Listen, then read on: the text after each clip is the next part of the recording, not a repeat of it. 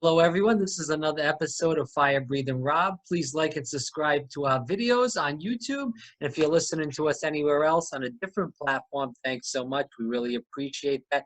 And definitely share these videos. It's really important to get the people that we're talking to as far as progressives running for office out. We're really trying to help these people get some traction and really, hopefully, some of them will win. That's the objective. So thank you for that. We have Zainab Mohsini on here, and she is a first-generation Afghani-American, and she's running for Virginia 11 as far as the congressional district, and I believe it's Jerry Conley's district, correct? Yes. So let's firstly tell the viewers, Zainab, a little bit about you. Yeah. Like you said, my name is Zainab Mohsini. I'm a congressional candidate in Virginia's District 11. I'm running on the left of Jerry Connolly. As a progressive, so I support causes like Medicare for All, or policies like Medicare for All, the Green New Deal, and I support a livable minimum wage. I come from an activist, organizer background, and a lot of my political education happened around 2016 when I got involved with a group of my coworkers who are very politically active, mainly focused on racial justice. So racial justice is something that is a considerable factor in a lot of the policy platform points I propose.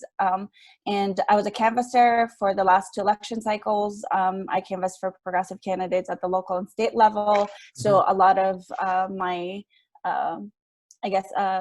policy platforms also are informed by the fact that I was at people's doors talking to people in the district. So that's my intro, I guess. How was that transition from Afghanistan to Oregon? Yeah. Like you said, I am a refugee from Afghanistan, and part of the what sets me apart from the incumbent is that I'm anti-war. I think that U.S. shouldn't be in so many wars, because it has real impact on real people's lives. So when I left Afghanistan, I was very little. I was about 5 or 6 when I left Afghanistan, and we were undocumented refugees in Pakistan. So life was very hard.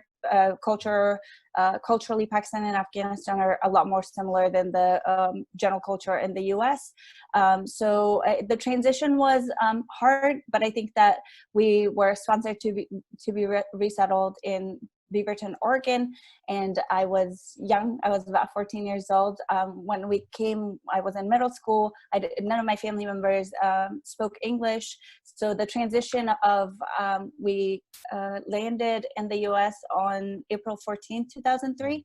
And by the time we got our vaccination and all the paperwork in order, I went to middle school for about a week and a half or so, and I didn't speak any English. So that summer, with the help of volunteers, with the help of people in the community, just lending a hand to like a new resettled family, I volunteered at the library, and I learned English by watching a lot of Simpsons. I don't remember, unfortunately, because when I watched it, I didn't speak the language, but just VHS was a thing back then.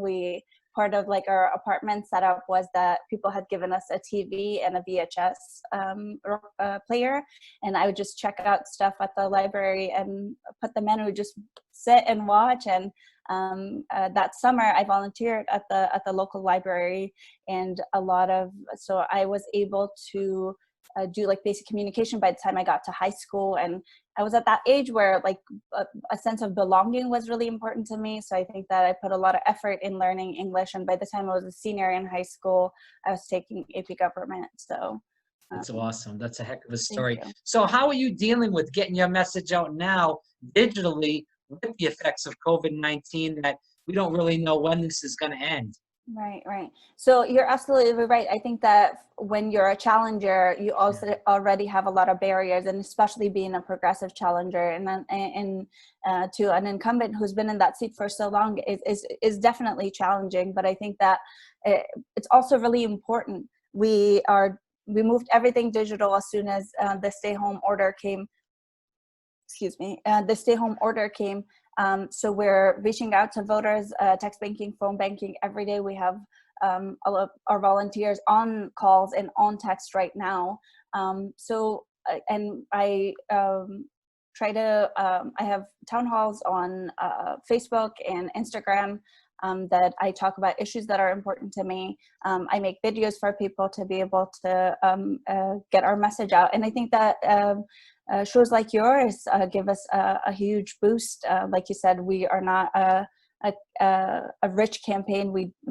I pledge not to take corporate PAC money. I pledge not to take any fossil fuel industry money. So our campaign is small. We're grassroots. We're truly people who come from the grassroots arena. So it's tough, but I think that it's also incredibly important, and we're going strong. We're getting a lot of a positive response. There's are a lot of people who resonate with our message and recognize the need for this way overdue change in our society, be it Medicare for all, be it racial justice, be it job security.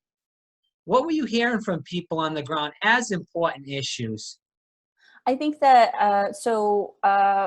we had to campaign for a little bit. We got a little bit of time to campaign before COVID-19 started. So I think that a lot of people there are a lot of younger people in the district who recognize the value of having free public colleges and universities, because millions of students are drowning in student loan debt and don't have opportunities to buy a house, to start a family, to be able to start their life.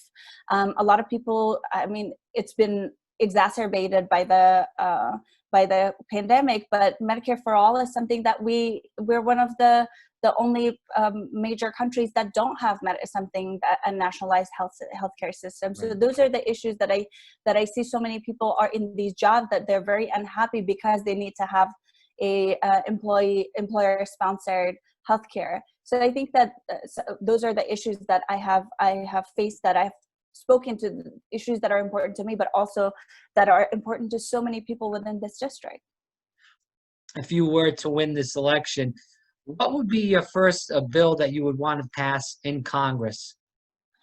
So I think there are the Green New Deal. There's a Green New Deal bill out that's was introduced in November, and I think that very few Democrats are signed on. So a lot of people are signed on the resolution to give the illusion that they do support the Green New Deal, but because a lot of people are bought out by the fossil fuel industry, a lot of the politicians haven't signed on to be on this bill. And I think that I also see there's a huge, I recognize the intersectionality of systemic racism with every policy that passes. So I think that I want to expand the Civil Rights and Voting Rights Act to include other marginalized identities, and so those are some of my priorities when I get elected. Firstly, how hard is it to run against somebody in the establishment as a first-time candidate? And secondly, have you spoke to the Conley campaign about doing some sort of town hall, a debate, or are they just like not doing anything, just rolling with the tide, I guess? So I have, so it is incredibly challenging a lot of times. So what I have gotten from the local Democratic Party is that they do not endorse, they don't do any endorsement or any sort of campaigning because it's a primary. But I think that there are also these built-in alliances, right? So I think that somebody like Jerry Connolly, who started in the local Democratic Party and then moved up to Congress, has these alliances. And I've had actual, when I have been I'm also part of the local Democratic Party. So when I've been to meetings, I've had people just have been very hostile to me because I'm challenging. And I think that there's this sense of entitlement that because I'm not part of the establishment, that somehow I don't deserve to run for this seat. And I think that that's true to a lot of challengers, is that oftentimes you get a lot of pushback from people who work within the Democratic Party at the local level. And obviously we're not getting any support from the establishment because they want to keep things as is because it's working for them. And I haven't, my campaign hasn't reached out to Jerry Connolly for a debate, but we have reached out to community members to see if they can set up they can facilitate a debate. And from what I have heard, Jerry Connolly's campaign has denied those requests. Not surprised. Zainab Mohsini here on Fire Breathing Rob. Zainab, let's talk about this. What do you feel like you've learned as a first-time candidate? A lot. I think that I knew this going into the campaign, that our message is very strong. A lot of people resonate with what we are trying to pass. I think that the progressive agenda is the future of the Democratic Party if the Democratic Party wants to survive. So, and we need fresh perspective. I think that you see older, white, middle-class people at the local level, just like it is at the federal level. It's people who get to sit at these decision-making tables, but then the Democratic Party is built on the backs of the working class vote, when they don't have a lot of power when it comes to decision-making. So I've learned that we need fresh perspective. We need younger people to get involved. We need these changes. It's overdue. I could not emphasize this enough. These changes, like policies like Medicare for All, policies like free public colleges and universities, policies like the Green New Deal are overdue. We are at the cusp of, we have about 10 years before we have a climate catastrophe. So we cannot afford to have the status quo because it is not working. So if you were in Congress with the stimulus bill being passed, what would you have done? Would you have voted for it or voted against it? Or would you have tried to pass that other bill, like I said, that Sanders and Tlaib are trying to pass with that $2,000 a month? I would 100% vote for the Tlaib and Sanders bill, because like you said, that people live in communities, and the community that we live in, $1,200 is not enough. And we don't know how long this pandemic is going to go on. And I think that that's why change is needed, and representation of working class people is needed, because just like my opponent tried to use the HEROES Act to lobby for millions of dollars to go to the defense contracting industry executives. So I think that I'm still supportive of the $2,000 a month until we get a vaccine. I would 100% vote for that, because it's just not enough. Personally, I'm a single. I file as a single person on my taxes. Mm-hmm. My rent is $1,700. I pay $700 on my student loan debt. Had I lost my job, I wouldn't be able to live. People are getting evicted. Millions of people have lost their jobs. So I think that it's incredibly disappointed that our government has just been working for the billionaires. And where we are having somebody like Jeff Bezos on his way to become a trillionaire. So I think that it's disappointing, and I think this is exactly why we need working class people represented at the federal level. What would you do to help working people at this time of unemployment that it's at 30%? And like I said, a lot of those jobs are not going to come back.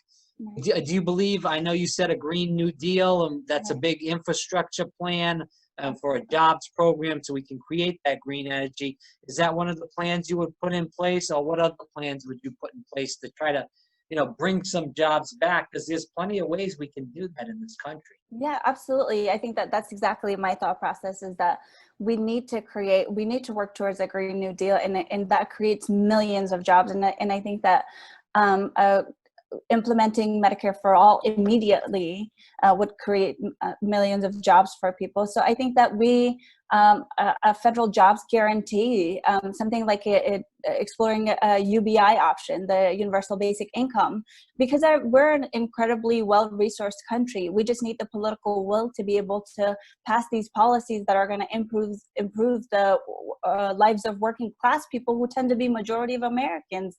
So when we have trillions of dollars to be able to give to these corporations, we can 100% create jobs for people to be able to live. Just simple as that. Zainab, let's finish the interview with this. Before we end it, I want to ask you this question. Can you tell the viewers why they should vote for you instead of Jerry Connolly? Like I said before, I think that we need to pass Medicare for all, something that he doesn't support. The Green New Deal bill, something he hasn't co-sponsored yet. I support free public colleges and universities and forgiving student loan debt.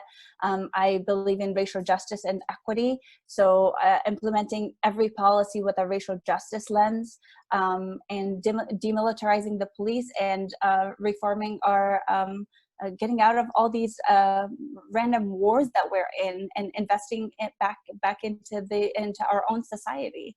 And like I said, he has his personal money invested in the defense and contracting industry. He voted for the Yemen war, but then also voted to not allow refugees to for Syrian war. I'm so sorry. He voted for the Syrian war, and then didn't voted not to allow Syrian refugees to come to the he supported the Syrian war and didn't allow for Syrian refugees to come to the United States. He takes money from ICE contractors. So there's so many reasons I can give you. And also, we are the future of the Democratic Party. Like I said, a progressive agenda is the future of the Democratic Party.